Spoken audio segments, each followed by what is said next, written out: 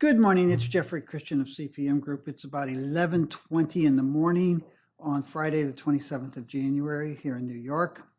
Gold's around 1925, silver's around 23.55 right now.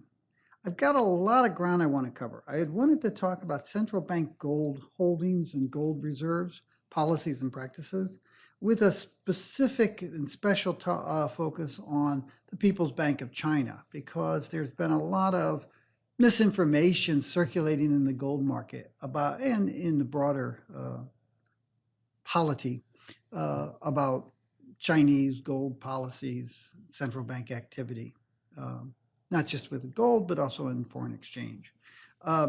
We've talked over the last 3 videos about silver, and I'll get back to that in a second. But as a result of some of the commentary that we got from those silver pieces, I want to back up and talk a little bit more about silver mineable reserves, just to clarify something that it sounds like somebody maybe misunderstood.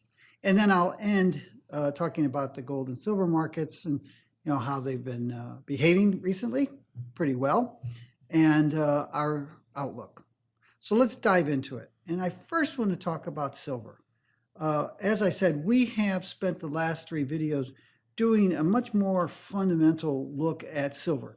The first 2 videos last week were focused on silver inventories, what really is going on and what the levels really are.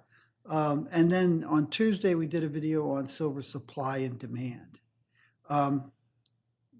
We did this because looking at these videos, which we've been doing for a few years now, and why we do them, part of what we do, as I explained, I think in the last video, is these things are designed to help educate the investing public and the broader public that's interested in precious metals and commodities about how to really look at these markets. These markets are what economists call extremely asymmetrical. There's a vast amount of bad information and misinformation and disinformation, and there is good information that is unequally distributed among market participants. There are a few people who really understand these markets and know what's going on, and there are a lot of people who don't understand what's going on, and they're relying on bad data, and they're relying on things that marketeers give them. And so what CPM Group tries to do with our business over the last 4 decades has been to be the source for unbiased, accurate information, statistics, data, research, and analyses and projections for precious metals and other commodities. And we tried to do that with these videos too. We started this year saying to ourselves, let's get more into the fundamentals. And we decided to focus over the last 3 videos on silver specifically. We hope to look at gold over the next couple videos in a more granular way. We're working on our 2023 gold yearbook right now, so we're reviewing all of our estimates that we had and projections that we had earlier for 2022, and we're revising our projections for 2023 for supply and demand. We tend to do that on a constant, ongoing basis as it is, but it's a little bit more intense when we're working on the annual yearbooks. So we hope to focus on gold, and then we also hope to, later in the year, focus a little bit more in depth on platinum and palladium and platinum group metals in general. It's what we plan to do. And as I said, I had hoped to focus on gold and central bank gold and this week, but I'm going to be distracted by this. We assumed that some of the wags would come out, the true believers would object to some of the things that we were saying. And they did. So it goes, just for one guy in particular, yes, there is a clockwork to this. We do our videos every Tuesday and Friday, regardless of whether the prices are rising, falling, or staying the same. The clockwork is not that we come out with videos when the price of silver is rising or the price of silver is falling. The clockwork is that we do these videos on Tuesday and Friday. There's at least one viewer who clearly hasn't picked up on the pace and the rhythm of these videos. That's where it is. Now, I wanted to talk about silver reserves. mentioned it last week, and someone came up and said, oh, wait, the USGS and other groups of reputable sources of information say that we will be out of readily mineable reserves by 2025. No, they didn't. When the USGS publishes a report and they have a section of that report that says, oh, here's some of the things that are being said about silver. And one of the guys on the internet is saying that the world is going to run out of readily mineable silver reserves by 2025. And I should point out that readily mineable silver reserves is not a commonly used term in the geologic and minerals economics environments. When the USGS says somebody said that on the internet, it's not endorsing that view. This is data from the USGS's most recent silver mineral commodity summary for 2022. And I apologize that it's a little bit unreadable. It's the US government typeface and printing and such. But you can see here, or maybe you can't see, that they estimate that there were 530,000 metric tons of mineable silver reserves. These are not silver, this is not the reserve base. These are not resources, which are much, much, much larger. This is just the mineable reserves. And they had 530,000 metric tons at the end of 2021. That's 17 billion ounces of silver. It's 22 years worth of silver mine production at current prices and at recent and current rates of production. So the USGS and other reputable sources of information that don't have a bias are not saying that the world's going to run out of mineable silver by 2025. Some spooky guy on the internet might be saying that, but not the USGS and not the CPM Group. Now, this is a chart that we've used. We used it. This is actually excerpted from our 2022 Silver Yearbook, which came out last year. And this is actually USGS data. And the red part are the reserves. You can see that reserves were kind of flat the way they were doing their work for most of the time from the 1980s into the into the mid to late aughties. And then they started increasing it. And you can see that their reserves, they stopped publishing the reserve base. That's the gray bar. You can see that the reserves are close to an all-time high, and they're double what they used to be. And we've gone through this ad nauseum in our yearbooks and in past videos. So it shouldn't be any surprise to anybody who actually understands these things and believes stuff. And in terms of believing stuff, in terms of overall silver, gold, and other market analyses, you, the investor, have to decide, are you going to believe a market research company dedicated to unbiased and accurate research, analysis, and projections? Or are you going to listen to the accuracy of promoters who are paid to be bullish? It's your call, but you might retire a little bit more happily if you listen to people who are there to give you information rather than to take your money for something you haven't been shown. Now, central bank gold holdings. There's been a lot of talk and a lot of crazy stuff being talked about. And I'll just jump to the case. There is a myth that Russia and China are close friends and that they cooperate and they see their own best interest related inexorably with the other. And that's never been true. It hasn't been true for centuries. It hasn't been true since Russia was created. Right? I mean, the Russian-Chinese rivalry, economic and political, predates the US-Russian rivalry, which goes back to US colonial times, before the US even existed. But the reality is that China and Russia really don't get along. Now, US policymakers made a mistake about that in the late 40s and early 50s when China flipped over into a communist country. And it's very funny because I thought about it. This is a book I had, Moscow and Chinese Communists. It's from the 1950s. It was the book that we used in my first graduate seminar when I was a sophomore in college. And it was about the hostilities between the countries, because they've always been rivals.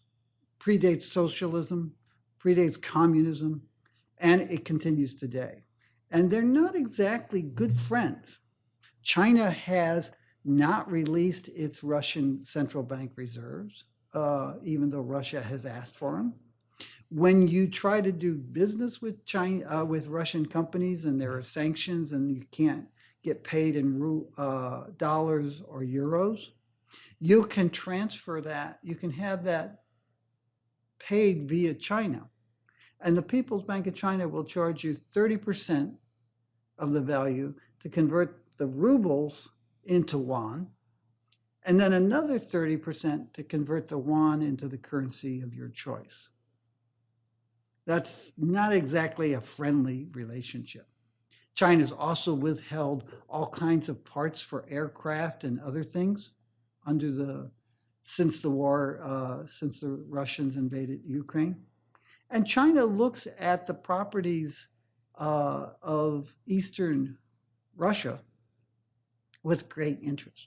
It's not that they're going to take over that part of Russia, but there are vast reserves and resources, untold estimated resources. The USGS has a great study. It's about 27 megs in size, so it's hard to download, on the estimated and expected resources of gold and silver in China and in Eastern Russia, much of which simply hasn't been explored. But when they do explore it, they find a lot of things.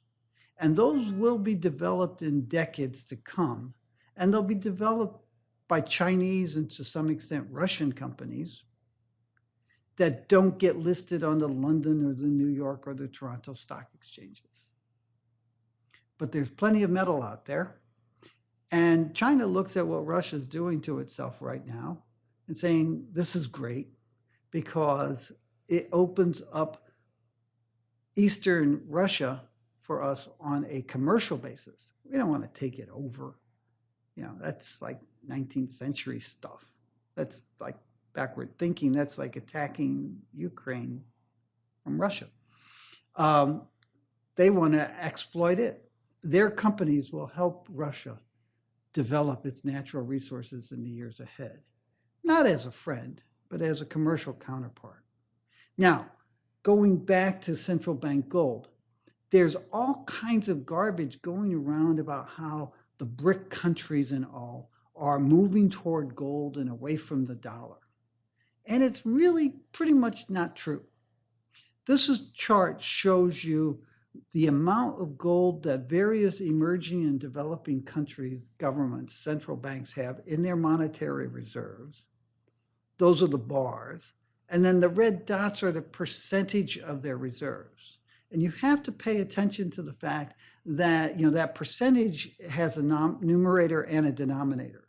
So for example, if you go over, you'll see that Venezuela has a very high percentage. It's the highest one here. It's about 76% of its monetary reserves are in gold. That's not because it has a lot of gold. You can see the bar, it has just a few million ounces of gold. It's because it doesn't have a lot of foreign exchange reserves. Thank you very much, government of Venezuela, the people of Venezuela say. Right? So you have to be careful when you start saying, well, what percentage? Oh, they have a very high percentage of their monetary reserves in gold, because you have to pay attention to how much foreign exchange they have. Russia's the one all the way on the left, and you can see they have about 74 million ounces of gold, and that represents a little over about 22% of their monetary reserves. Russia has been a pariah state for decades, actually. I mean, it goes back to the Soviet era, but it's been a pariah state really since, say, the 2005 or so. And it has moved as much of its foreign exchange reserves into gold as possible.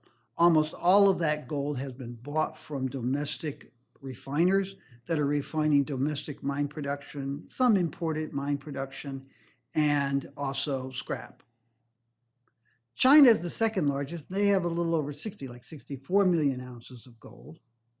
But that's like 3% of their reserves. They have $3.2 billion in foreign exchange reserves, about 60% of which is in US dollars.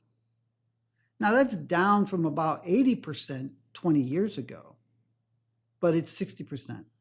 And it is in line with a lot of other countries' percentage of foreign exchange reserves that are in US dollars. They're not necessarily getting rid of their dollar holdings, but as new foreign exchange comes in, as people buy stuff and often pay for it in US dollars, they convert those US dollars flowing into their country into other currencies and gold. They're diversifying their portfolio, as are most central banks. You can see there are a couple countries that have 60%, 70%. Venezuela is over 70%, but 60%. That is Kazakhstan and Uzbekistan. Again, special cases. A few other countries like Pakistan and Belarus and Bolivia have larger percentages, 30, 40, 50% of their foreign exchange reserves in gold. Some of them are quasi-pariah states. Some of them have severe political issues, both domestically and internationally. And then most of them are less than 20% in gold. As I said, China, 3%. India, which is the third largest here, the third bar from the left. India has about 8% of its monetary reserves in gold. So there's not this massive move on the part of central banks into gold away from the dollar and other currencies. There is a desire to diversify a portfolio of monetary reserves. But that's it. And there isn't some grand conspiracy to dump the dollar and replace it with a gold-backed yuan or a yuan. The last thing the People's Bank of China wants is for the yuan to be the reserve currency of choice, because the Chinese central bank has studied monetary history. And they know that France and then England and then now the United States all actually suffer from having their currency become the reserve currency of choice, either de jure, France, England, the United States until 1971, or de facto, the United States since 1971. There are certain privileges and economic efficiencies and financial efficiencies to having your currency be the reserve currency. It smooths transactions on international trade and reduces the cost of international trade. But there are also consequences that are less desirable. And the Chinese central bank has looked at that and said, yes, we would like to see a multipolar international currency regime, the same way we would like to see a multipolar political world, economic world, financial world, and cultural world.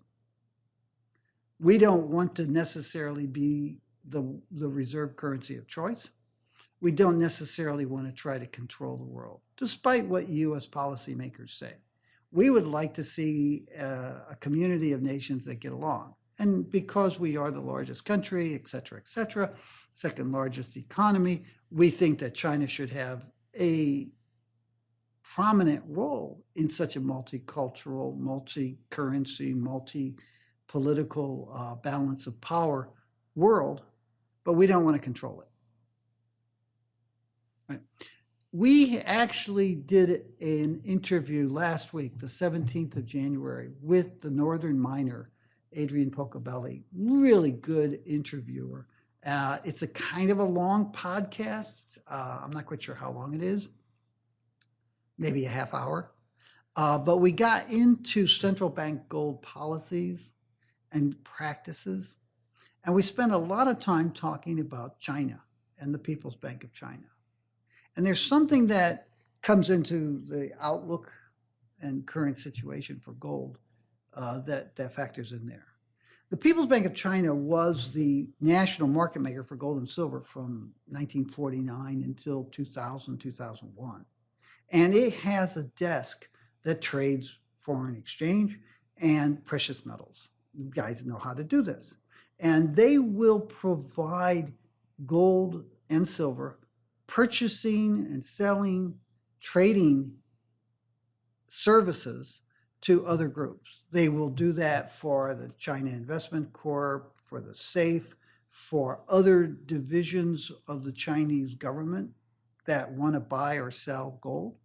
They'll do it for private commercial enterprises, base metals smelters and refiners that will recover gold and silver as byproducts of their base metals smelting and refining, and then they want to sell it.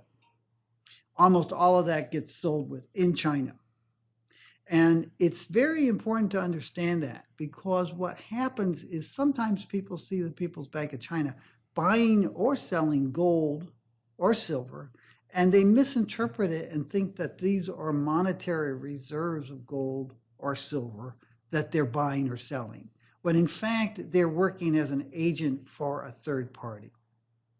Now, there have been times when they bought a lot of gold from groups within China that wanted to sell that gold, 2013, 2014, and they couldn't find homes for it, so it sat in this trading account. They have monetary reserves, and then they have a special side bucket called their trading reserves. And there have been times when the U.S. Treasury ticked off the People's Bank of China and everybody else except the major banks in Lower Manhattan. There have been times when the People's Bank of China has said, let's take some of that gold. People really don't want to buy it right now. We have a lot there. Let's add it to our monetary reserves. And you've seen that happen a couple times since the year 2000, 2001. There was a supposition earlier, late last year, that the People's Bank of China might have bought 10 million ounces of gold. It actually announced that in November, it had added 1 million ounces of gold to its monetary reserves, and we don't have the December figures yet from the People's Bank of China. They'll release it soon. But it was 1 million ounces in November that they added to their reserves. And I use that term guardedly as opposed to saying buying. Yes, they bought it, it's true. But people got very bullish when they heard that China was maybe buying 10 million ounces or actually buying 1 million ounces of gold for its monetary reserves. And they said, oh, central banks are buying gold led by China. Well, they're not being led by China. China is in there with a lot of other countries, India, Turkey, all sorts of countries have been buying more gold over the last 2 or 3 years for their monetary reserves. But there's some cautionary tale here. The People's Bank of China may have had that gold in its trading stocks and not been able to find domestic buyers for that gold within China. Because as we've heard, there has been a period of weak demand within China for both gold for use in the manufacture of jewelry and in electronics and in investment products. So the fact that the People's Bank of China added that 1 million ounces, it's good. First time in several years that the People's Bank has bought gold and added it to its monetary reserves. But it actually could be an indication of weak non-central bank demand for gold within China in the fourth quarter of this year. Just something to watch out for.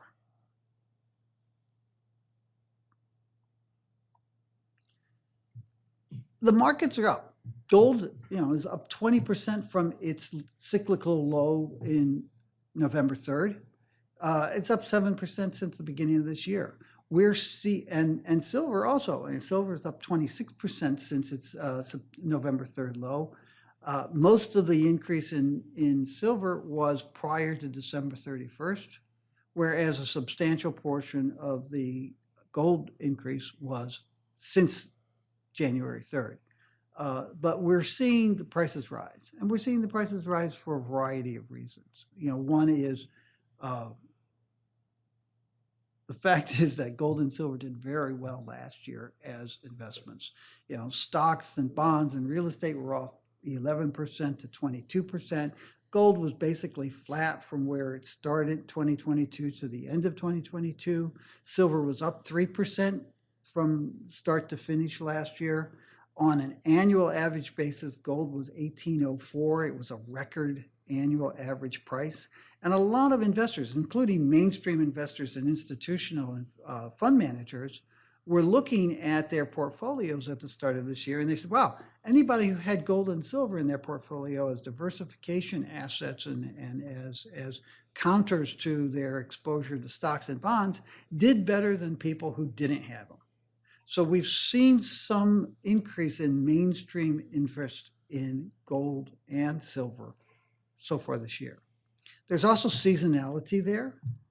There's also interest that the FOMC, when it meets next week, will only raise interest rates another 25 basis points and will signal that they're coming close to the period of close to the end of the period of rising rates, and that they may stop increasing interest rates as soon as April or May. So there's some bullishness that's cyclical. There's some bullishness that's based on the economics, and there's also seasonality. Right now we're halfway through the Lunar New Year, which is a period of time when a lot of people buy gold jewelry and gold investment products, both for themselves and as gifts. So there's some seasonality, and you can see that in the price of gold and silver, that they tend to rise strongly in January and February, and then they stay strong for a couple months, and then they fade off April, May, June. So we're seeing seasonality, we're seeing cyclical issues, we're seeing economic issues, and we're seeing investors, at least in the United States and Europe, pick up their demand for gold and silver. Our expectation is that the prices will remain strong over the next month or so, into February and maybe even into March, and then probably drift lower. We don't see the kind of sell-off in the second and third quarters that we saw last year. It'd be more like what we saw in 2021. Where you see the price strong in the first quarter, some weakness in the second and third quarters, and then rising again in the fourth quarter. That's all I've got. I'm sorry it's been a long talk, but as I said, there are three very important topics that I wanted to bring to your attention. Have a good weekend. Take care of yourself. Try to do something nice for the world. And I'll see you on Tuesday.